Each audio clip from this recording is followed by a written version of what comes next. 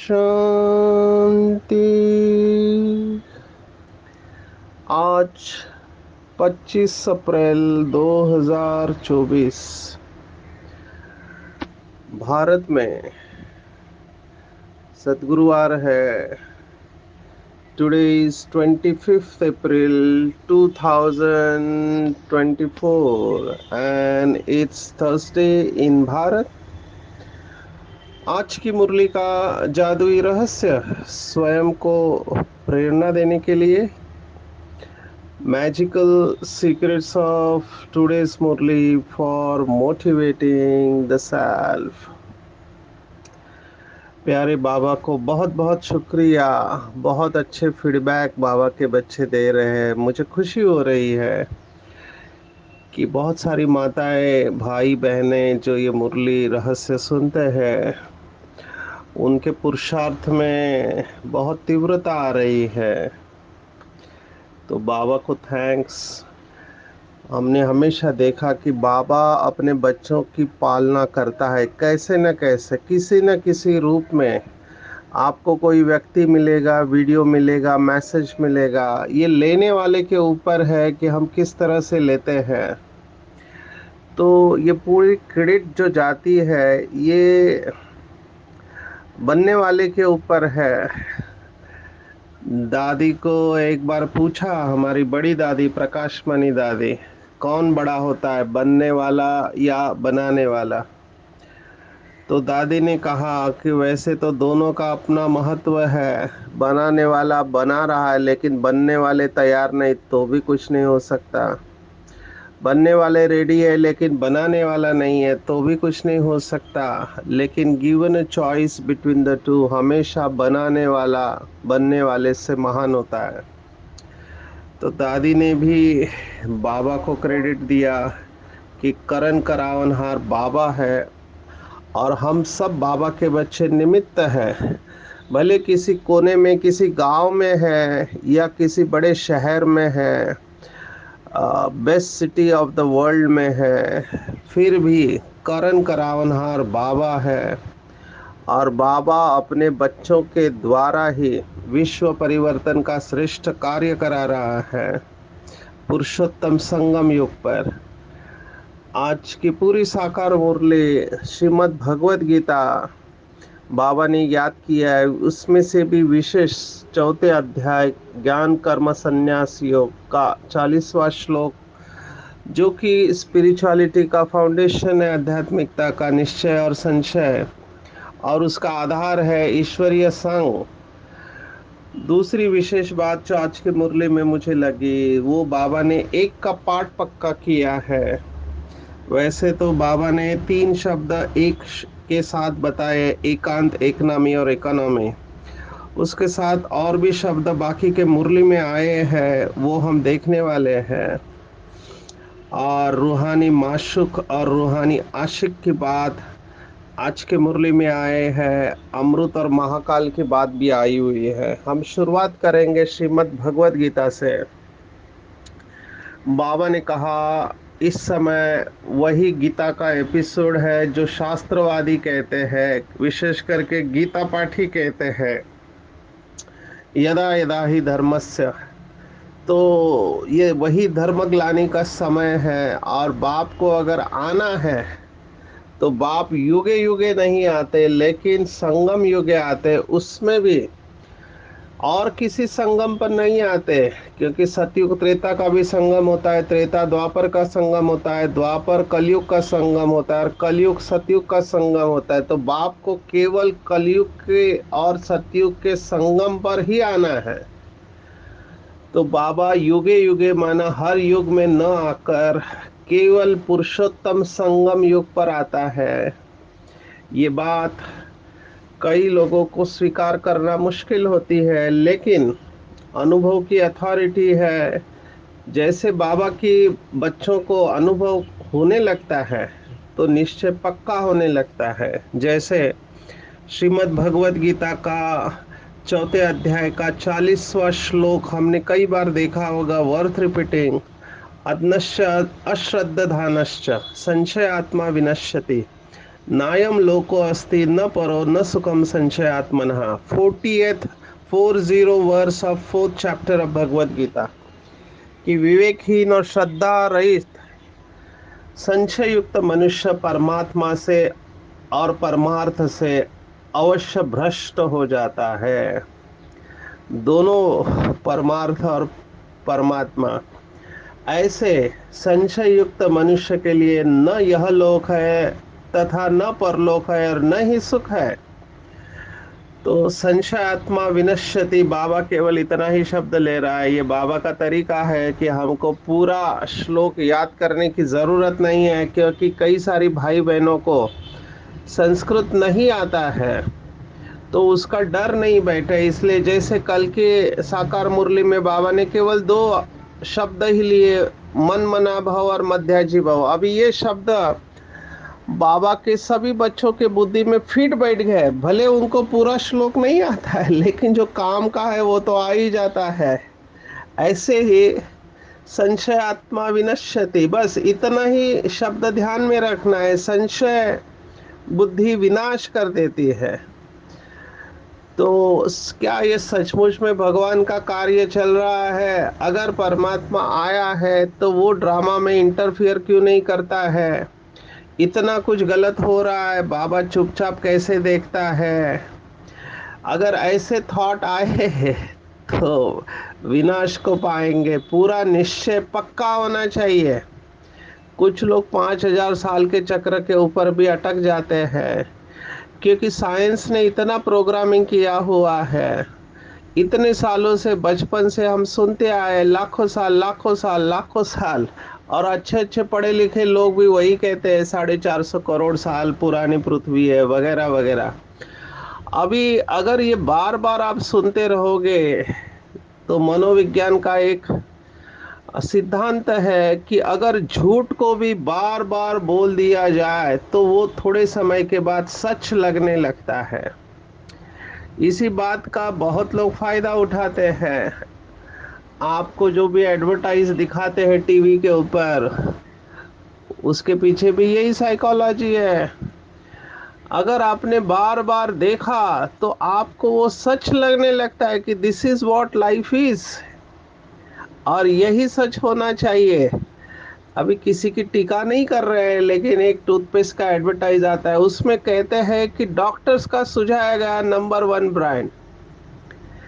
अभी वो देखते ही आपको लगता है कि अरे डॉक्टर्स भी इसको रिकमेंड करते हैं, माना ये अच्छा होना चाहिए। अभी फिर जब भी आप डिपार्टमेंटल स्टोर में जाओगे तो आप पहले उसी टूथपेस्ट को मांगोगे, क्योंकि आपने 100 बार उसे देखा होता है और आपका सबकॉन्शियस माइंड उसको स्वीकार कर चुका होता है कि यही सच है। तो ये मार्केटिंग का प्रिंसिपल है। तो बहुत रेजिस्टेंस आता है जब नई बात सुनते हैं। नई बात, बाबा ने कहा केवल 5000 साल का चक्र है, और साइंस कहता है लाखों साल का चक्र है। जैसे कल हमने लास्ट में 3 प्रश्न देखे, बहुत सुंदर जवाब निमित्त आत्मा ने दिया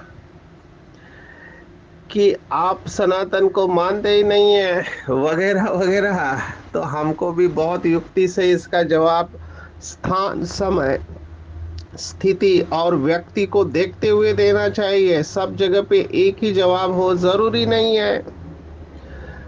हम बाबा की याद में रहेंगे तो बुद्धिवानों की बुद्धि बाबा है, और बाबा हमारे बुद्धि को टच करेगा कि यथार्थ क्या बोलना चाहिए। जैसे आज की मुरली की बात ले लो। अभी हिंदू धर्म में 16 संस्कार बताए हुए हैं, है ना, जन्म से मृत्यु तक के। उसमें शादी एक संस्कार है। तो हर एक माँ बाप समझते हैं कि शादी कराना है अपने बच्चों की। लौकिक में शादी को पुण्य का काम समझते हैं। अभी कुछ लोग तो सैकड़ों में एक साथ शादी कराते हैं, जिनके माँ बाप नहीं होते, जिनके पास पैसा नहीं होता है, ऐसे लोगों की सैकड़ों में मंडप में या पंडाल में सैकड़ों लोगों की एक साथ शादी कराई जाती है और वो समझते हैं कि हमने ये पुण्य का काम किया है। अब ये लौकिक विचारधारा है, लेकिन निराकार परमपिता परमात्मा ज्ञान का सागर क्या कह रहा है? बाबा कह रहा है कि शादी बर्बादी है, क्योंकि विकार में गए तो आपकी की कमाई चट हो जाएगी। तो संगम युग पर शादी बर्बादी है, क्योंकि अभी वापिस जाने का समय है, अभी संपूर्ण पावन बनने का समय है। तो दुनियावी मत और परमात्मा की मत, इसमें कॉन्ट्रास्ट है। और यहाँ पे हमको निश्चय पक्का रखना चाहिए। मुझे तो वंडर तब लगता है, माँ बाप दोनों ज्ञान में चल रहे हैं, फिर भी अपने बच्चे की शादी कराना चाहते हैं। चलो उसकी इच्छा है तो बात अलग है, लेकिन उसकी भी इच्छा नहीं है, फिर भी उसकी शादी करने के पीछे पड़ते हैं। तो ऐसा नहीं करना चाहिए। इस समय पवित्रता ही सुख शांति की जननी है। बाबा ने कहा, अगर जगत जीत बनना है तो काम जीते जगत जीत है। माना जिसने काम विकार को जीत लिया, उसने ही विश्व को जीत लिया। अभी कई सारे वीडियोस व्हाट्सएप पर या यूट्यूब पर घूम रहे होते हैं, जिसमें आपको काम विकार के फायदे बताते हैं। काम विकार के अलग अलग डिग्री है, उन सब के फायदे बता रहे हैं। अभी कोई बाबा का बच्चा कमजोर है, उसके बेसिक फाउंडेशन क्लियर नहीं है, तो इन बातों से प्रभावित हो सकते हैं। तो कहने का भाव है कि ऐसे समय पे निश्चय बहुत पक्का होना चाहिए। बाबा ने तो कुछ आत्माओं की शादी स्वयं कराई, पर कौन से सिचुएशन में, जब दोनों को बंधन है, बहन को भी बंधन है, भाई को भी बंधन है, तो बाबा ने ऐसे गंधर्व विवाह भी खुद कराए, ताकि दोनों बंधन से मुक्त हो जाए और ईश्वरीय सेवा में लग जाए। मैं दिल्ली में गया था, तो दिल्ली में बहुत बड़े सेंटर के निमित्त ऐसी आत्माएं बनी हुई है, जिनकी शादी स्वयं बाबा ने बनाई हुई है। लेकिन अगर कोई बाबा नहीं है तो खुद ही सोचे कि हम तो गंधर्व विवाह करके पवित्र रहते हैं, तो मैं वर्ड ऑफ कॉशन कहना चाहूंगा, मुश्किल है पवित्र है। पवित्र रहना इस समय मुश्किल है। जो रहते हैं उनको हैट्स ऑफ, क्योंकि कापूस और अग्नि एक साथ रहकर पवित्र रहना, उसके लिए बहुत तपस्या चाहिए।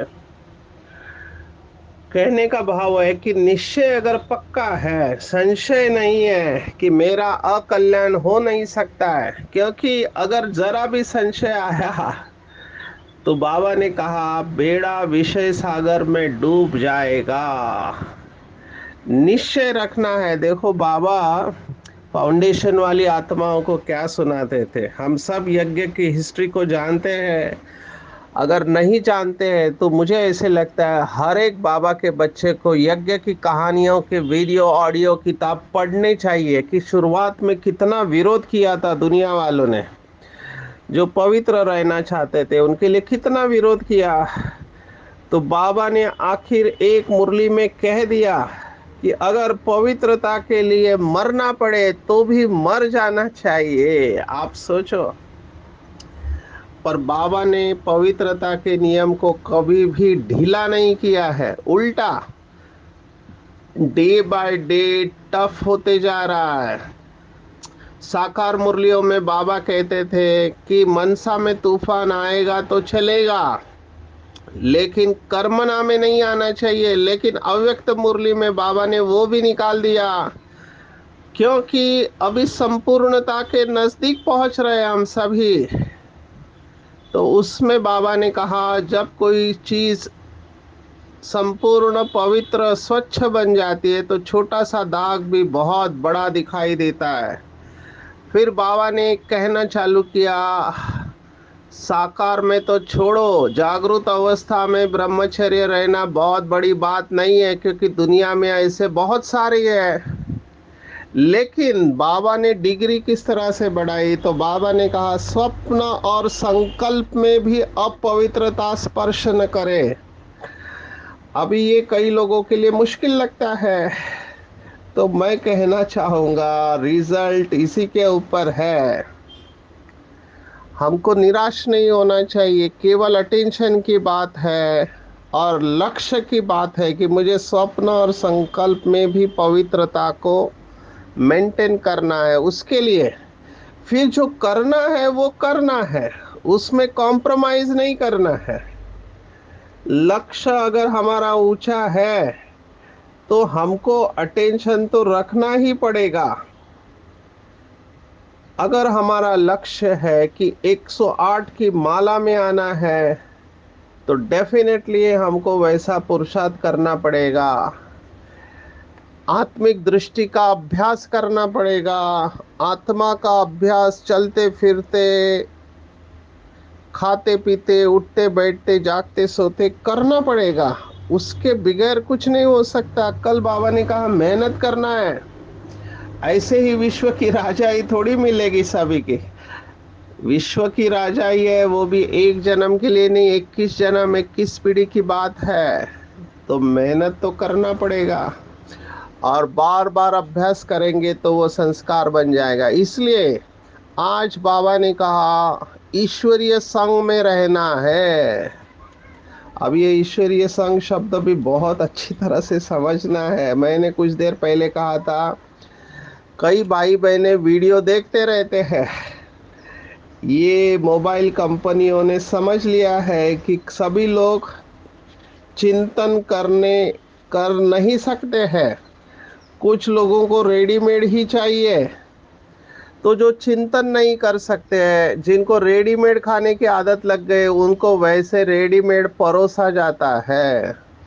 और ये सभी कंपनियां चाहती है कि आप ज़्यादा से ज़्यादा ऑनलाइन रहो। ज़्यादा से ज़्यादा ऑनलाइन रहेंगे तो क्या होगा, तो आप हमेशा व्हाट्सएप देखेंगे, फेसबुक देखेंगे, इंस्टाग्राम देखेंगे।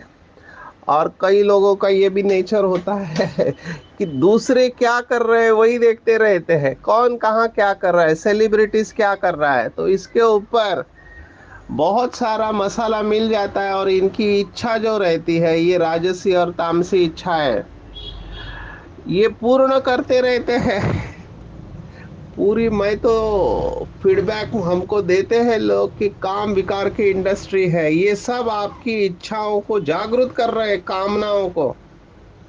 तो ये भी एक संघ हो गया, बहुत बड़ा संघ है इस समय माया का। बाबा कहते थे कि आपको दुनियावी न्यूज़ सुनना नहीं चाहिए। केवल वो बाबा के बच्चे जिनकी ड्यूटी है मीडिया से कनेक्टेड है या उस फील्ड के हैं, उनको ये जानकारी रखनी चाहिए। बाकी लोगों को केवल निमित्त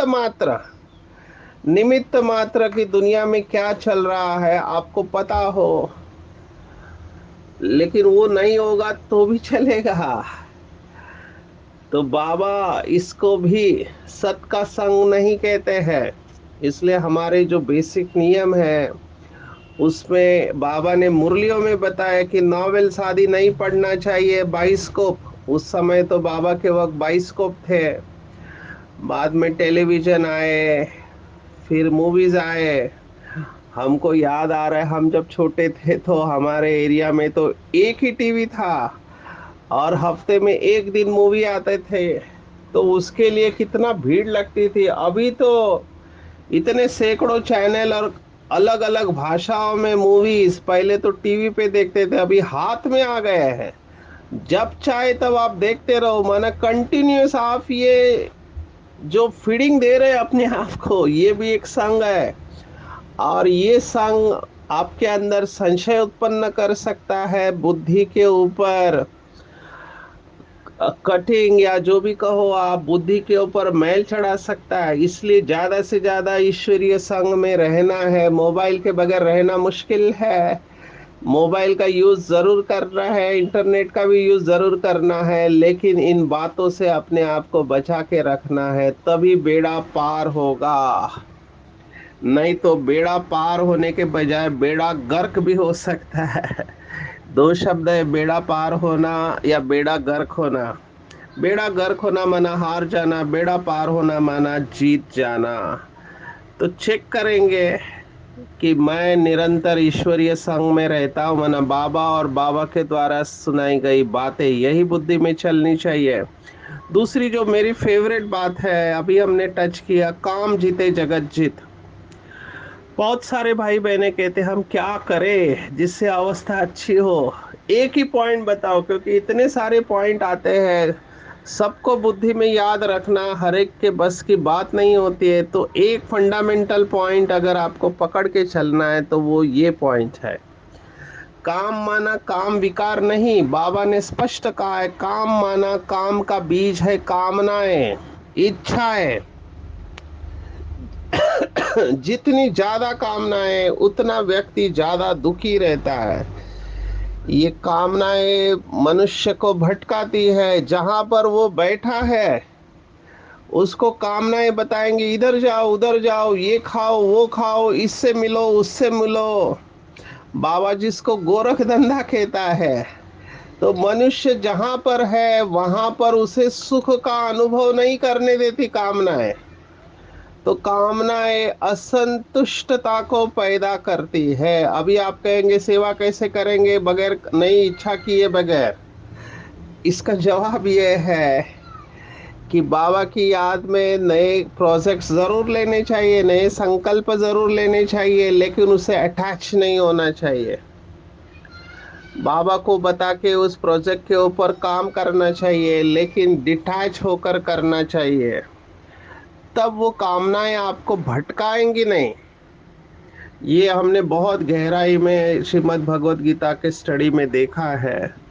तो जिसकी कामनाएं शांत हो गई है, जिसने कामनाओं को जीत लिया है, जिसको बाबा ने भी शब्द इस्तेमाल किया, इच्छा मात्रम अविद्या, माना मेरी इच्छा ही नहीं कोई, सब कुछ मिल गया, मेरी इच्छाएं सभी शांत हो गई, कर्मेंद्रिया शांत और शीतल हो गई। तो ये बहुत ऊंची अवस्था है।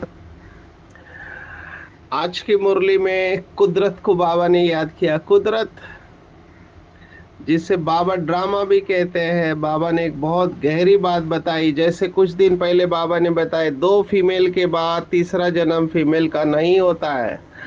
आज बाबा ने कहा हर एक के पुनर्जन्म का चित्र बिल्कुल न्यारा है, माना सेम चित्र नहीं होता है। अब ये बहुत वंडरफुल है, इतनी करोड़ों आत्माएं हैं, लेकिन हर एक का चित्र अलग होता है। अभी इस समय ऐसे वीडियो भी आपको फ्लोट होते मिलेंगे कि दो लोगों के चेहरा एक दूसरे से मिलता जुलता है। तो बाहर से चेहरा एक दूसरे से मिलता जुलता है, लेकिन संस्कार अलग अलग है। इनफैक्ट हम तो डॉक्टर्स के सामने ये भी बात बताते हैं कि जो जुड़वा बच्चे होते हैं, तो जुड़वा बच्चे भी अंग्रेजी में हम कहते हैं मोनोजाइगोटिक और डाइजाइगोटिक। मोनोजाइगोट माना अंडा, एक अंडे से निकले हुए दो बच्चे या दो अलग अलग अंडे वाले बच्चे। तो एक अंडे से जो दो बच्चे निकले उनके भी संस्कार अलग अलग होते हैं। इसका मतलब वो संस्कार आत्मा में है, शारीरिक स्ट्रक्चर भले सेम है। तो बाबा ने कहा आप हर एक के पुनर्जन्म का चित्र बिल्कुल न्यारा है, ये कुदरत है। तो कुदरत के ऊपर चिंतन करेंगे कि ये कैसे होता है। अंग्रेजी का शब्द है परमिटेशन कॉम्बिनेशन, ये कैसे जेनेटिक मेकअप में हो जाता है, ये चिंतन की बात है।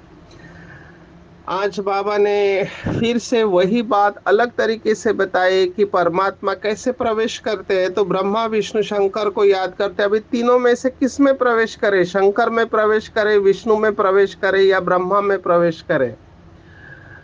अभी वो वैष्णव संप्रदाय वाले कहते विष्णु ही अवतार लेते, इसलिए विष्णु के 24 अवतार बताए हैं। कहाँ 10 अवतार, कहाँ 24 अवतार। अभी आज की मुरली की बात ले लो, अगर युगे युगे आता है भगवान तो 4 युग में 4 अवतार होनी चाहिए। 24 और 10 अवतार कहाँ से आए? ये भी एक प्रश्न हम दुनिया वालों को पूछ सकते हैं। तो बाबा न विष्णु में आता है न शंकर में आता है, परंतु ब्रह्मा में आता है, क्योंकि ब्रह्मा के द्वारा नई दुनिया की स्थापना करनी है। आज का विशेष शब्द जो मुझे बहुत अच्छा लगा वो है एक का पाठ।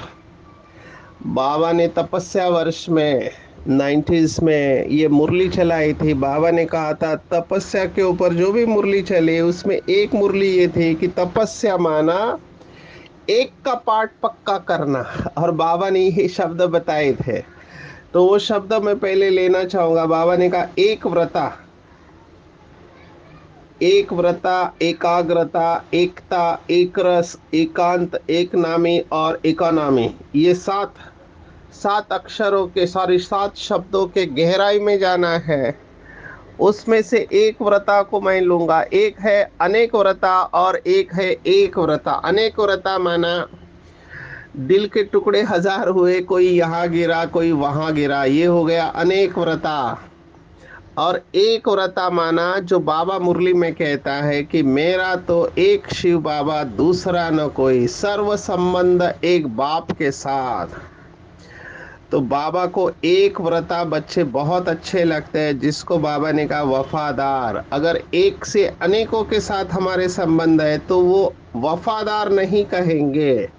तो जहाँ एक व्रता है वहाँ एक रस अवस्था और एकाग्रता ऑटोमेटिकली आते हैं, क्योंकि बुद्धि को जाने के दूसरे कोई रास्ते ही नहीं है। बुद्धि एक में ही एकाग्र है, एक से ही प्राप्ति हो रही है। बाबा को पूछा कि एक रस अवस्था कब रहेगी, तो बाबा ने कहा जब एक से ही सर्व प्राप्तियां है तो एक रस है। जब अनेकों से प्राप्तियां हो रही है तो अनेक रस है। तो चेक करेंगे मैं एक रस अवस्था में रहता हूं या अनेक रस अवस्था में रहता हूं।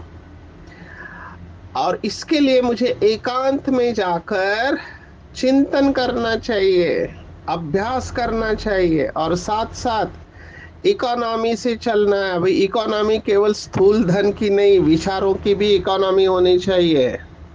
जैसे दादी जान की कहती थी कि मेरा खर्चा बहुत कम है, मैं व्यर्थ और नेगेटिव संकल्प नहीं करती। तो खर्चा ना के बराबर, इसको कहते हैं इकोनॉमी से चलना। एक नामी और एक व्रता दोनों एक ही है, और जब ये सभी एक है तो एकता की अवस्था ऑटोमेटिकली आती है। आज बाबा ने माशुक बनकर अपने आशिकों को याद किया है। वो आशिक माशुक एक दूसरे को देखकर खुश हो जाते हैं। तो बाबा ने कहा अपने खोए हुए आशिकों को देखकर रूहानी माशूक खुश हो जाते हैं। जब ऐसे मेरे आशिक, बाबा कह रहा है, मोहब्बत की लकीर के अंदर रहते हैं तो अनेक प्रकार की मेहनत से छूट जाते हैं। क्यों छूट जाते हैं? क्योंकि ज्ञान सागर शिव बाबा के स्नेह की लहरें, मन प्यार, शक्ति की लहरें सदा के लिए रिफ्रेश कर देती है। और ये मनोरंजन का विशेष स्थान, मिलने का स्थान आशिकों के लिए माशुक ने बनाया है। देखो वैसे भी लौकिक में आशिक माशुक कहाँ मिलते हैं? तो समुंदर के किनारे मिलते हैं। तो ये समुंदर हमारा ज्ञान का सागर शिव बाबा है। जैसे समुंदर के किनारे रिफ्रेश हो जाते हैं, ऐसे ही ज्ञान सागर ने हमारे लिए विशेष स्थान बनाया। एक तो मधुबन है, या फिर जब भी हम बाबा की याद में रहते हैं तो बाबा की याद की स्नेह की शक्तियों की लहरें हमें शक्तिशाली बना देती है। तो आज दिन भर ज्ञान सागर के कंठे पर रहना है और बाबा से इन सब लहरों का अभ्यास करना है। आज के मुरली में दो विशेष शब्द और आए, महाकाल और अमृत। महाकाल बोलते ही कई लोग समझते हैं कि वो मारता है। वो मारने वाला नहीं है, लेकिन वो सृष्टि का परिवर्तन करने वाला है। कालों का काल महाकाल। काल शब्द को हमने देखा, हिंदी में काल समय को भी बोलते हैं। एक है अंतिम समय को भी काल बोलते हैं। तो काल मतलब वो समय का ज्ञान देता है। और अमृत नाम सुनकर चित्रों में पानी दिखाया, जबकि बाबा हमें संगम युग कर ज्ञान अमृत पिला रहा है। तो आज के मुरली में पूरा टेक होम अगर आप मुझे कहो तो एक ईश्वरीय संग से बेड़ा पार करना है, संशय नहीं लाना चाहिए। गीता का एपिसोड रिपीट हो रहा है। गीता का एपिसोड रिपीट हो रहा है तो बाबा के ज्ञान की हर बात में पूरा निश्चय बुद्धि होकर चलना है। जो बीत गई है बात उसका जरा भी चिंतन नहीं करना है। जो कुछ भी पढ़ा है, जैसे बाबा ने रामायण महाभारत पढ़े थे, गीता पढ़ी थी, वो सब कुछ भूल जाना है और अपने सर्वश्रेष्ठ ब्राह्मण कुल के नशे में रहना है। ज्ञान सागर के किनारे खड़े होकर ज्ञान सागर से स्नेह और शक्ति की लहर में लहराना है। एकांत, एक नामी और इकोनॉमी से चलने के साथ एक रस, एक व्रता, एकता और एकाग्रता का भी अनुभव करना है। अच्छा। ओम शांति।